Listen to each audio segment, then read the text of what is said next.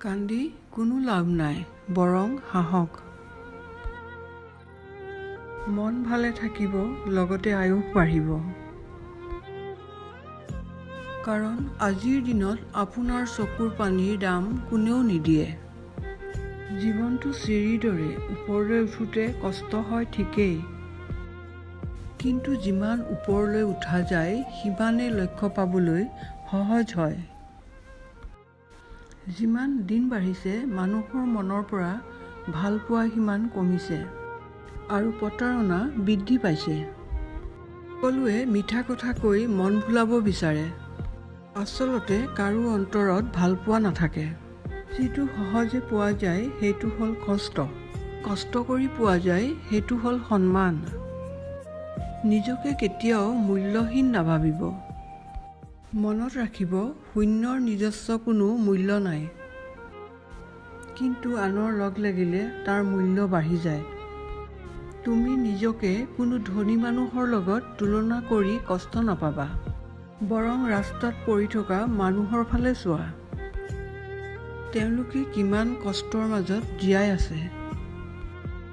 তেওঁলোকতকৈ তুমি বহুত ভালে আছা।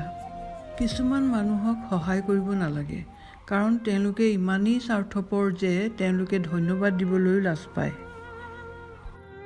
আপুনি যেতিয়া প্ৰিয় হ'ব, আনৰ নিন্দা আপোনাক শুনাব।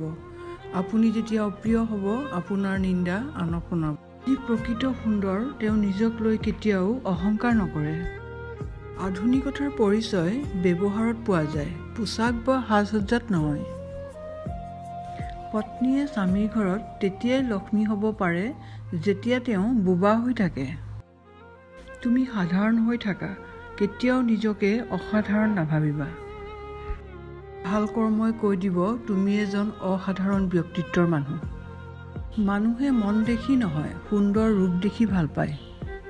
মই আমাক শিকাই যায়, মা-দেউতাৰ বাহিৰে নিজৰ বুলি ক'বলৈ আমাৰ কোনো নাই। মুখৰ মিঠা মাতষাৰ কমি গৈছে, কিন্তু শৰীৰৰ মিঠা বাঢ়ি গৈছে। মই জানো মই বেয়া, কিন্তু আজিও নুবুজিলোঁ ক্ষতি কাৰ কৰিছোঁ। এটা সুখে আপোনাক বাৰে বাৰে হহুৱাব নোৱাৰে, কিন্তু এটা দুখে মানুহক আজীৱন কন্দুৱাব পাৰে। আজিলৈ ইমানেই। ভালে থাকিব। লাইক, কমেণ্ট, ছাবস্ক্ৰাইব কৰিব। ধন্যবাদ।